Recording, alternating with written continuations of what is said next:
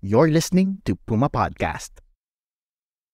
This is the first time na nakitahan po natin yung Chinese Coast Guard na nagdala ng mga bolo, ng mga sibat, ng mga kutsilyo.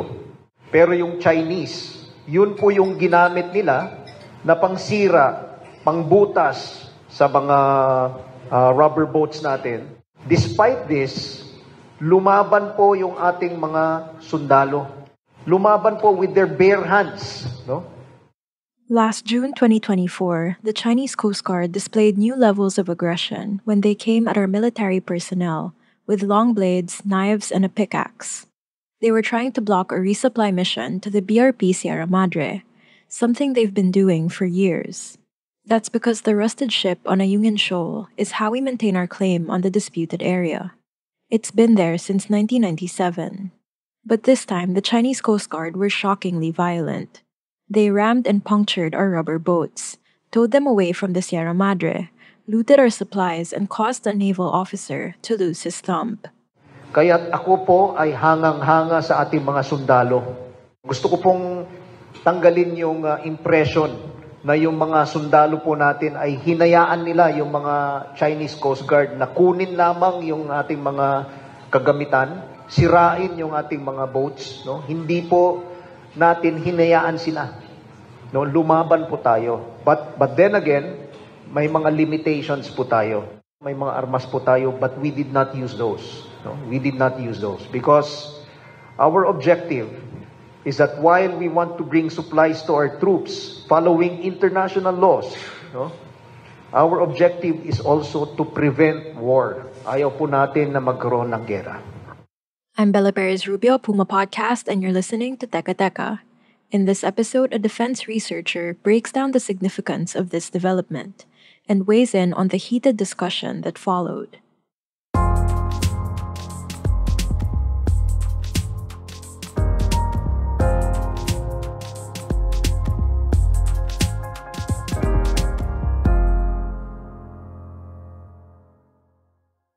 So the Chinese government has been somehow pampered, no? Parang they got so used to us allowing ourselves to be bullied during the time of Duterte, but under the current administration, we are actually more aggressive in our claim to the South China Sea, the security sector in particular. So kaya medyo mas malakas din yung counter action nila, and that actually was, in a sense, the context, no, of why the attack or the incident happened last week. That's Jennifer Oreta, director of the Ateneo Initiative for Southeast Asian Studies. She was also a member of the Philippine military's Multi-Sectoral Advisory Board on Modernization and Good Governance from 2014 to 2020. Going back now to the attack itself, what was your reaction? Of course, it's been described as an escalatory move. In what ways do you see it as different from incidents and attacks that have occurred in the past? What stood out about it for you? It's more because they use weapons. In the past, it has always been just using water cannons, no, and then the attacks that the Chinese Coast Guard usually are always on the civilians, no. So they take the catch of the day, no, of some fisher folks, but never they have never done any physical engagement with our security forces. So that's actually the first time, if my memory serves me right, this is the first time that they really went that far. Things came to a head when a Chinese Coast Guard vessel rammed a Philippine Navy rubber boat. Holding on to the boat was Seaman First Class Underwater Operator Jeffrey Facundo, a member of an elite special operations and naval group. The bow of the Coast Guard vessel hit the Navy boat, severing Facundo's right thumb. Facundo told the Senate a week later that the Chinese Coast Guard sought to block his medical evacuation. We really need to commend our security forces that they only engage in defensive stance. No? Kasi syempre, the Chinese Coast Guard actually were very aggressive. Right now, we are in the moral high ground because the members of the military actually didn't engage them offensively. The Philippine government has been careful to say that this incident was technically not an armed attack, but has called it deliberate and illegal. Here's why that wording matters. A lot of people are saying that it can be used to invoke our mutual defense treaty because the Philippines and the Americans have this agreement. So if a military attack is done against any of the two, the other party actually is compelled to come to the aid. But the difficulty here is that the Chinese Coast Guard is a civilian. So if the military actually engage in an offensive force, we might be the one in trouble because it's a military versus a civilian. Of course, there are a lot of claims by, for example, people who are familiar with the structure of the military in China. They are claiming that the Coast Guard, while on paper is a civilian, but they are also getting their instructions from the Liberation Army. But again, in the absence of evidence, we cannot use that because, as I've said, the documents, public documents that are available declares that the Coast Guard is actually a civilian ship. You make such an interesting point there, contrasting that technically that was a Chinese civilian force versus our military. And I think that hasn't been talked about much, and the stakes possibly or probably would have been much higher if our military had even met their aggression halfway. Exactly. And that's the reason why we really need to commend our military. Talagang nagtimpi, nagtimpi sila ng gusto because they are civilians.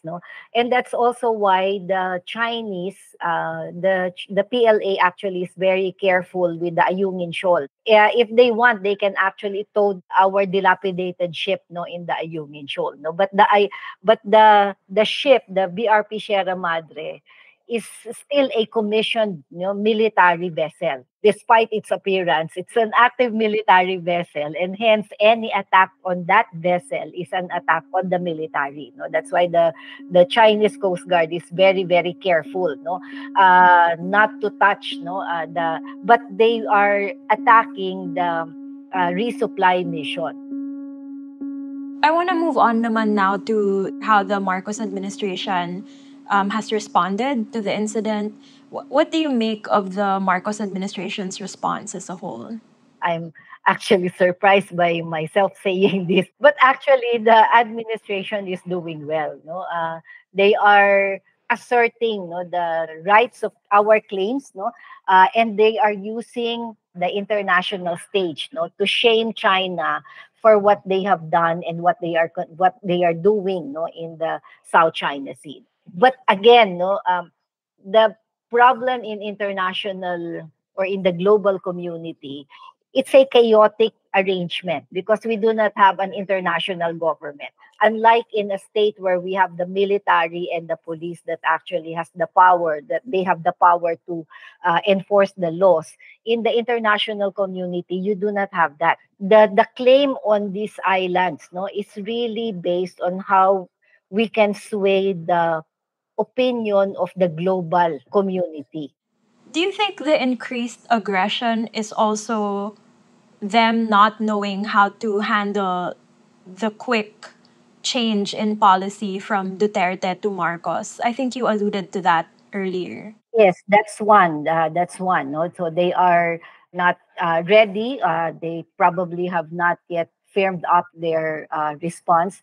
But the other thing also is that they are also capitalizing on the fact that the global police, with quotation marks, the US and the Europe, the NATO, are actually busy with the Russia-Ukraine issue and the Palestine issue. So the attention of the global powers are elsewhere, and they are capitalizing also on that fact. Later, Ateneo professor and security researcher Jennifer Oreta weighs in on the many arguments that have re-emerged following China's latest aggression in our waters.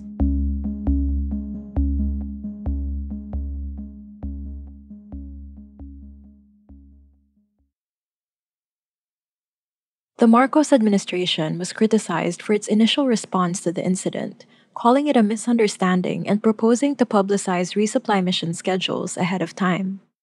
Top officials have since reversed both statements, but continue to face scrutiny. I asked Professor Oreta to weigh in. You already mentioned that you don't think this incident could have triggered US responsibilities under the treaty.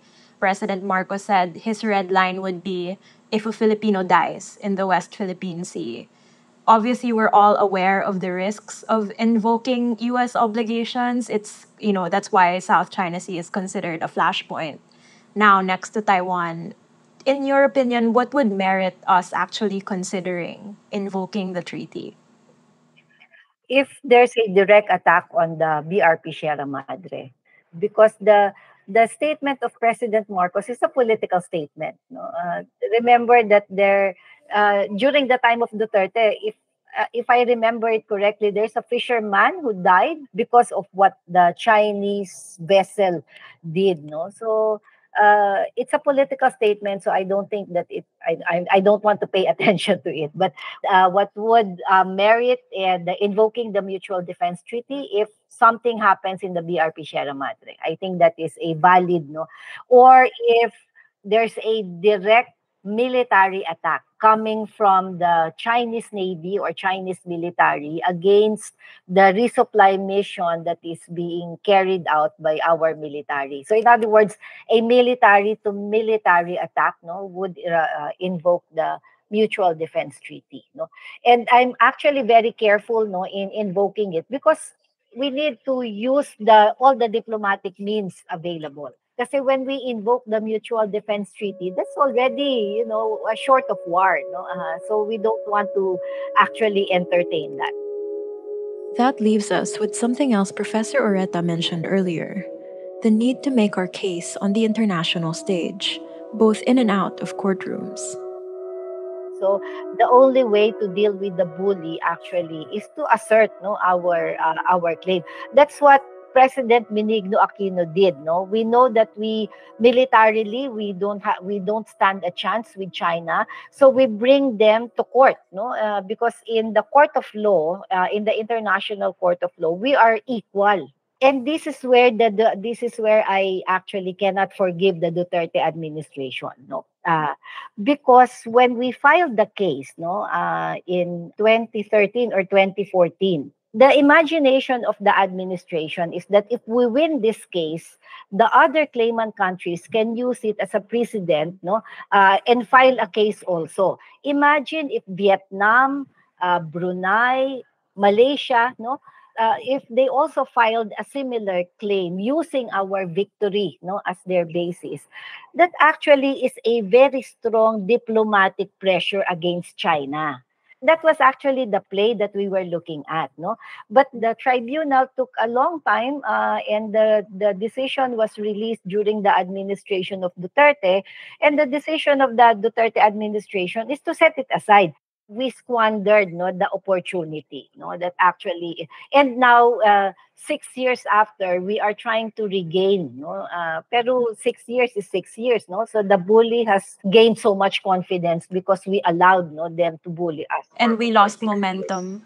I know that we recently filed a case at the UN asking them to consider the extension of our continental shelf. What are your thoughts on that petition? And do you think that will help build momentum, our filing of the case and our possible winning of that case? Yeah, I think it will. Because it will, again, we are using the international platform to bring the attention of the international community on what's happening in China. For the people who, were disturbed by this incident, angered by this incident, and care about our rights being preserved in the West Philippine Sea, is there anything they can do to help support the cause? Any developments they should be keeping an eye out for? I think, and this is especially true for the organized groups and the academe, we need to broaden the discursive space about what China is doing and the possible actions that people can do, ordinary people, citizens can do. Number one is information dissemination, accurate information dissemination. While, as I've said, it actually generates a lot of emotion.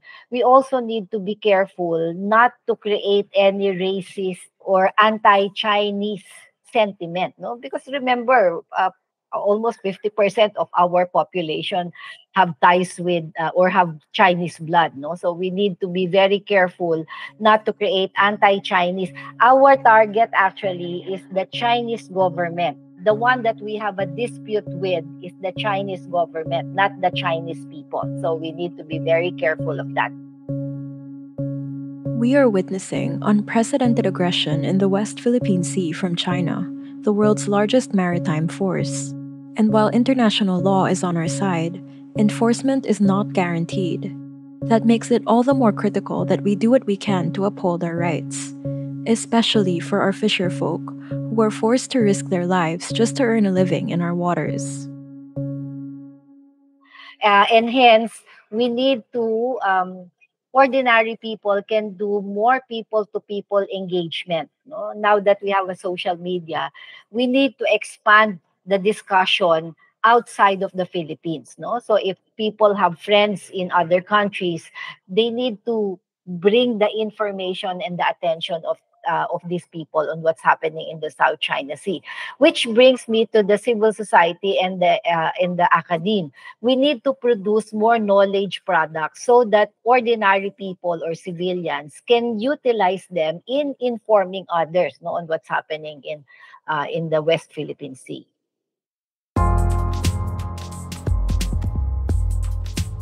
That was today's episode of Teka Teka. Again, I'm Bella Perez Rubio. Is there anything else about the West Philippine Sea that you'd like to hear explained or explored further? Let us know in the comment section of this episode or on social media. Pidoy Blanco edited this episode. Our executive producer is Jill Caro, and our editor-in-chief is Carl Javier. Thanks for listening.